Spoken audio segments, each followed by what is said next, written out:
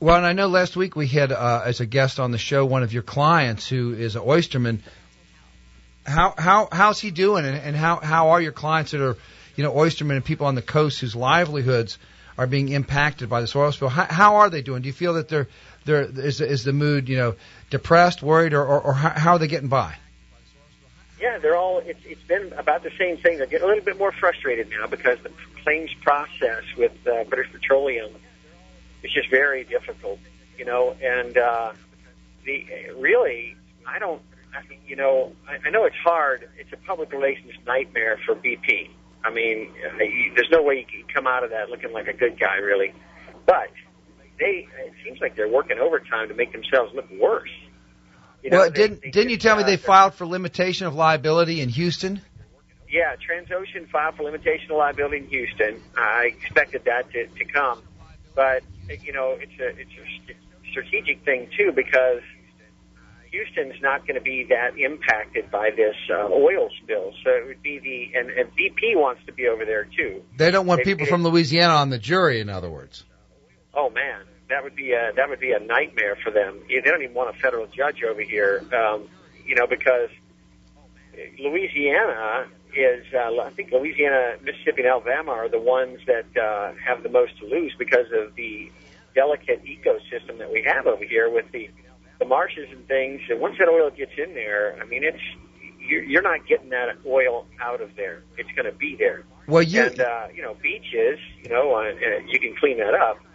Texas, Galveston and all that, they can clean that up. They've had spills there before, easier than we can clean it up. So, plus, Texas is a big oil state, so I think that if they get a jury over there, the oil companies are going to fare much better than they would in Louisiana. I mean, Louisiana is just, there's just some angry people down here, and I don't blame them. I mean, it really, with a little bit of neglect and greed, they've changed the lifestyle here that's been going on for generations.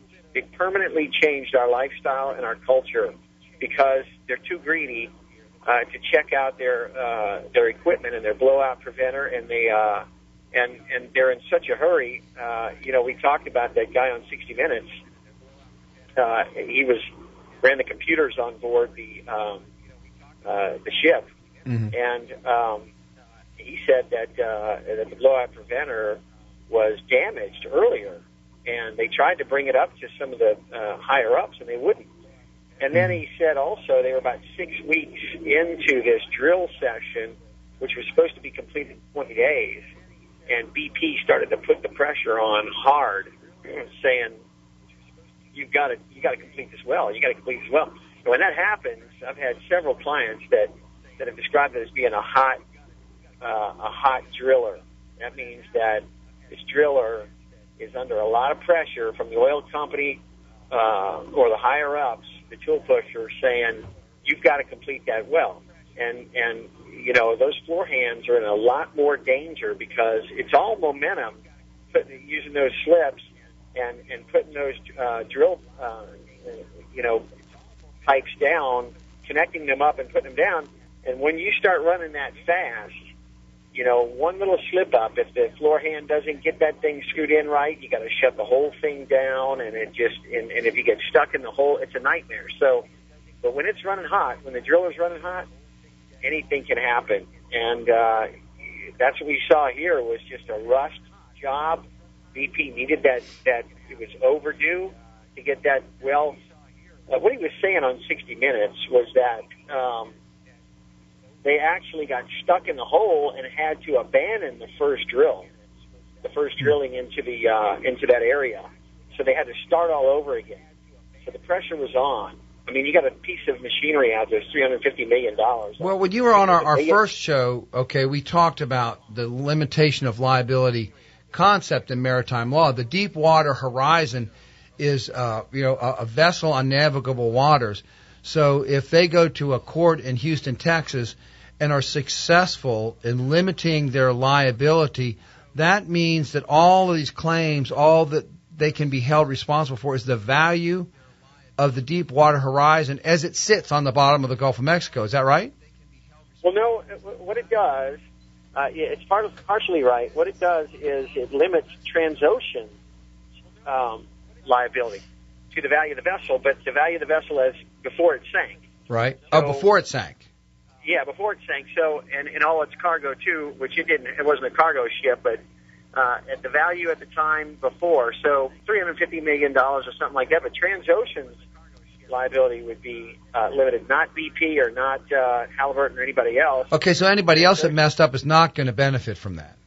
Right. Now, I don't think there's any way, after listening to that guy on 60 Minutes, there's no way that they're going to limit this liability, in my opinion. I mean, because you have to show that you are totally free of any knowledge as to why this thing happened.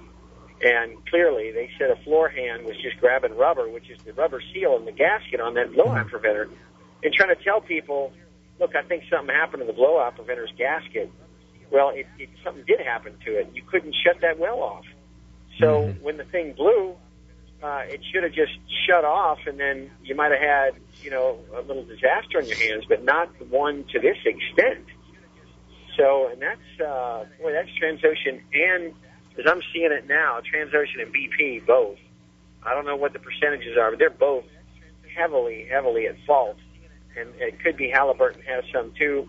But I see fault on both those parties, and they're not going to have fun paying those claims. And you're thinking that they will not be able to limit liability, possibly because the owners of the vessel did know about the problems but failed to take reasonable steps to prevent the catastrophe from happening.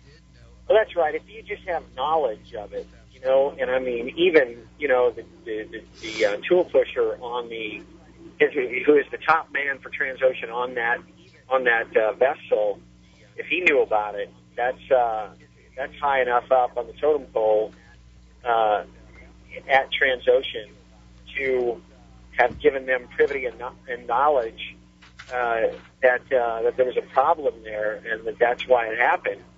So, and I've been through so many limitation trials, and I've never had a limitation action successful.